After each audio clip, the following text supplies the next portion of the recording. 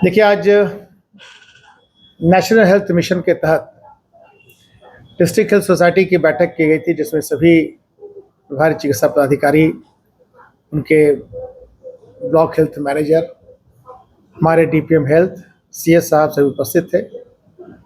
कई बिंदुओं पर समीक्षा की गई और मेन जो हमारा फोकस था, सभी लगभग 80 विषय थे, इसमें सभी की समीक्षा की गई।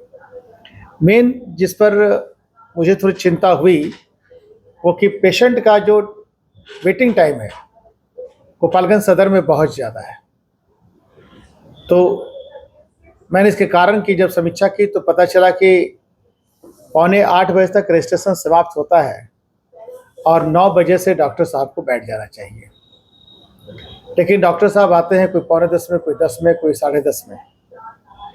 तो ये बहुत ही आपत्तिजनक विषय था, क्योंकि जब आप 1 घंटा देर पहले ही करेंगे तो वेटिंग टाइम तो 75 मिनट 80 मिनट तो ऑब्वियस है। तो खुलकर लोगों ने शुरू में तो बताया नहीं, लेकिन बाद में जब पता चला कि वेटिंग टाइम बढ़ने का मूल कारण सदर अस्पताल में, बाकी जगह हमारा वेटिंग टाइम जो आइडियल 30 मिनट्स उसके दायरे के नीचे है, डॉक्टरों की अनुपस्थिति। तो मैं कल एसडीओ साहब और डीडीसी साहब के साथ और अपने बड़े उप समाहर्ता संदीप जी के साथ, दिलीप जी के साथ कल इस अस्पताल का 8:45 बजे निरीक्षण करूंगा। और अब एक टीम हमने गठित करने का संदीप जी को आदेश दिया है कि जो दिन दैनिक के आधार पे 8:45 बजे पहुंचकर देखे कि डॉक्टर 9 से 9:15 के बीच जो डॉक्टर नहीं आते हैं उनकी समीक्षा की जाएगी, और 3 बार यदि वो लेट लतीफ़ होते हैं उनकी सेवा मुक्ति का भी कार्रवाई की जाएगी। एक तो बात ये हुई।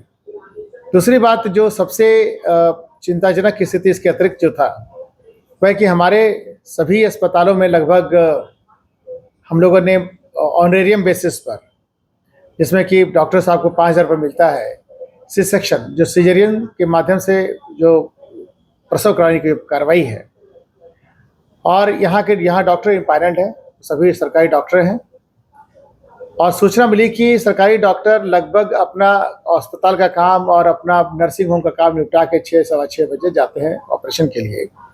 तब तक हमारे पेशेंट नहीं रहते हैं। कोई भी पेशेंट दिन भर से भूखा प्यासा नहीं रह सकता है। तो मैंने सीएस को बोला है कि 2 दिन के बाद आप सभी ऐसे डॉक्टरों की सूची हमको दीजिए जिनको आपने इम्पायरेंट किया है, उनके साथ हमारी बैठक कराइए। एक अंतिम चेतावनी मैं देना चाहूँगा, और यदि जो हमने डेट और टाइम फिक्स किया है उस दिन वो अपने जगह पर अस्पताल में ऑपरेशन करने नहीं पहुँचते हैं तो उनके नर्सिंग होम को भी परमानेंट रूप से हम सील कर देंगे, उनके विरुद्ध जो कार्रवाई करनी वो भी करेंगे। तो मोटा मोटी ये सभी कार्रवाई है जो कि चूँकि हम बता दूँ कि चिंता की बात यह है कि हमारे यहाँ अभी भी इंस्टीट्यूशनल डिलीवरी की जो संख्या होनी चाहिए वो एक्सपेक्टेड लेवल से थोड़ी कम है, जैसा जबकि होना नहीं चाहिए ऐसा। और इसकी मुख्य वजह है कि हमारे डॉक्टर जो हैं, क्योंकि जब भी कोई महिला प्रसव में जाती है अस्पताल में भर्ती होने तो उसको ये नहीं मालूम होता कि नॉर्मल डिलीवरी किस सेक्शन के माध्यम से, सिजेरियन के माध्यम से होगा। और ये सिजेरियन की स्थिति में वहाँ सिजेरियन वाले डॉक्टर उपलब्ध, सर्जरी के डॉक्टर नहीं उपलब्ध रहेंगे तो किसी महिला का सरकारी संस्था से, अस्पताल से विश्वास उठ जाएगा। इसी आलोक में हमने 2 दिन बाद सभी चिकित्सकों की बैठक बुलाने के लिए कहा है, जिनके यहाँ नर्सिंग होम चल रहे हैं, जो सर्जन के रूप में हमारे विभिन्न अस्पतालों में नियुक्त हैं। ये दोनों आज उल्लेखनीय गतिविधि थी, कार्रवाई थी। बाकी दवाई की संख्या पर्याप्त मात्रा और संख्या उपलब्ध है, इसमें कहीं कोई दिक्कत नहीं है। और कालाजार के संबंध में भी अभी जो चर्चा हुई उसमें लगभग 42 टीमें लगी हुई हैं, जो 180 जो हमारे रेवेन्यू वेरेज आइडेंटिफाइड है, जो कि कालाजार प्रोन रहे पहले से भी, और छिड़काव कार्रवाई चल रही है। बहुत बहुत धन्यवाद। सदर अस्पताल में जो महिलाओं की बात की जा रही थी और एक और समस्या था, आशा कार्यकर्ताओं की बहुत बड़ी भूमिका है, जो कि प्राइवेट अस्पतालों में मरीजों को बदला कर लेके जाते हैं।